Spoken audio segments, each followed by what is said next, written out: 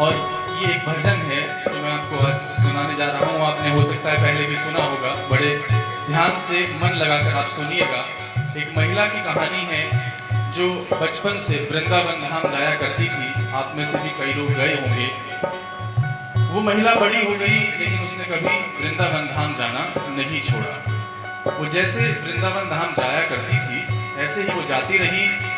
उसकी शादी हो गई लेकिन उसने कभी वृंदावन धाम जाना नहीं छोड़ा।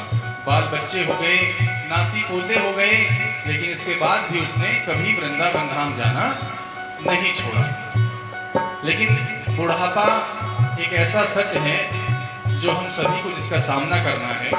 और जब वो महिला बहुत बूढ़ी हो गई, उसे लगा कि अब वो यात्रा नहीं कर सकती, बार बार नहीं जा सकती, तो वो वृंदावन धाम गई और वहां से पीतल की एक मूर्ति, कान्हा जी की मूर्ति लेके अपने घर ले आई और घर पे ही उसका वंदन और स्मरण करने लगी।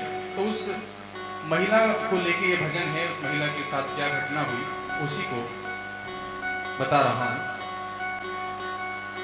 भगत के वश में है भगवान, भगत के बस में है भगवान, भगत के वश में है भगवान, भगत के बस में है भगवान। भक्त बिना ये कुछ भी नहीं है, भक्त बिना ये कुछ भी नहीं है, भक्त है इनकी जान। भगत के वश में है भगवान, भगत के बस में है भगवान। भगत मुरली वाले की रोज वृंदावन डोले, कृष्ण को लल्ला समझे, कृष्ण को लल्ला बोले, कृष्ण को लल्ला मुझे, कृष्ण को लल्ला बोले। शाम के प्यार में पागल हुई वो प्रेम दीवानी, अगर भजनों में बैठे छोड़ दे दाना पानी, अगर भजनों में बैठे छोड़ दे दाना पानी। प्यार करने वो लागी उसको, प्यार करने वो लागी उसको, अपने पुत्र समान। भगत के वश में है भगवान, भगत में वश में है भगवान। वो अपने कृष्ण लला को गले से लगा कर रखे, हमेशा सजा कर रखे, वो लाड़ लड़ा कर रखे, सजा कर रखे, हमेशा रखे। वो दिन में भाग के देखे, रात में जाग के देखे, कभी अपने कमरे से शाम को झांक के देखे, कभी अपने कमरे से शाम को झांक के देखे। अपनी जान से ज्यादा रखती अपने लला का ध्यान। भगत के बस में है भगवान, भगत के बस में है भगवान। और यहीं से उस महिला की जीवन में जो एक घटना घटी है उसका वर्णन किया है लेखक ने। वक्त अपने समय से चलता रहता है और एक दिन जन्माष्टमी का त्योहार आया और उस महिला की तबीयत उस दिन बहुत ज़्यादा खराब थी। तो उस महिला ने अपनी बहू से कहा कि तुम मेरे लल्ला को नहला धुला कर उन्हें सुंदर से वस्त्र पहनाकर पालने में बिठा दो और उसके बाद जो तुम काम कर रही हो वो करते रहना। तो बहू घर का कोई ज़रूरी काम कर रही थी कंप्यूटर पे, तो उसने कहा कि माँ मैं एक बहुत ज़रूरी काम कर रही हूँ, ये मेरा काम जब खत्म हो जाएगा तो मैं आपका जो काम है ये करूँगी। तो उस महिला ने कहा कि मेरे घर में सबसे पहले मेरे लल्ला का काम होता हुआ आया है और आज भी सबसे पहले जो काम होगा वो मेरे लल्ला का होगा। आज कृष्ण जन्माष्टमी है, आप सब काम बाद में कर लेना, पहले मेरे लल्ला को नहला दो और उनको पालने में बिठा दो। तो इस बात पे बहू को गुस्सा आ गया और बहू ने जैसे ही झुंझला के गुस्से में मूर्ति उठाई तो मूर्ति हाथ से गिर गई। और जो ही मूर्ति हाथ से गिरी उस महिला के दिल से आवाज आई। और क्या आवाज आई? वो लल्ला लल्ला पुकारे, हाय क्या जुल्म हुआ रे, बुढ़ापा बिगड़ गया लाल मेरा कैसे गिरा रे।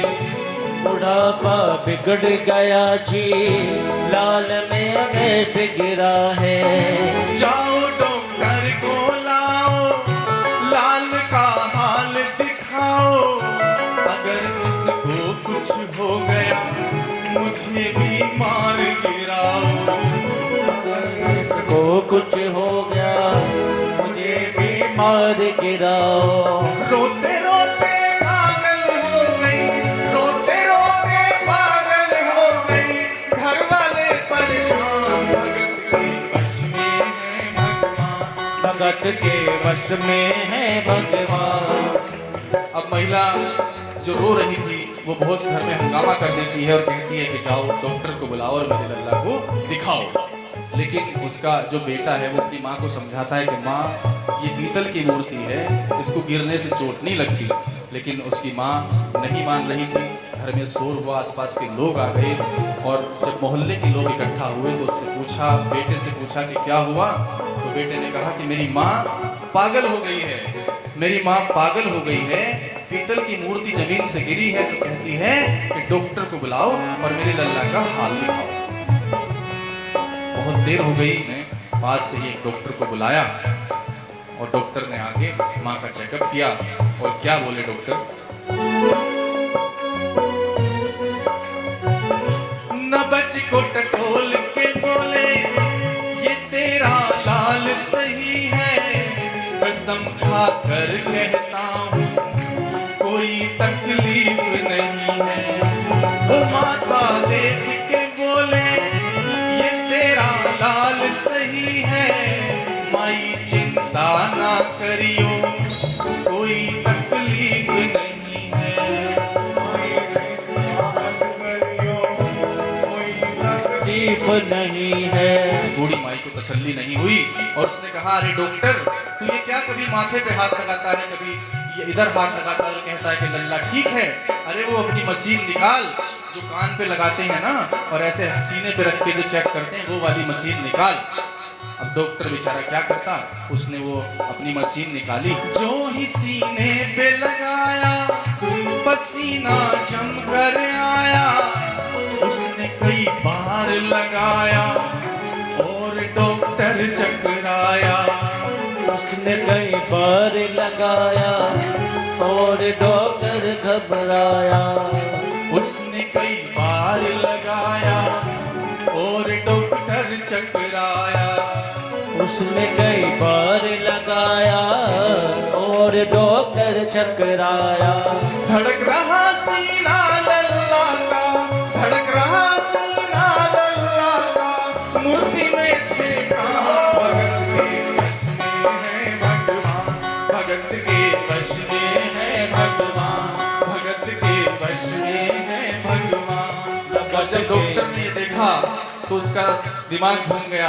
आज तक जितनी पढ़ाई की थी वो सारी की सारी धरी रह गई और डॉक्टर वहां से चल दिया। तो उस माई ने आवाज लगाई, अरे ओ डॉक्टर, अरे कहाँ जाता है, अपना ये सामान तो लेता जा।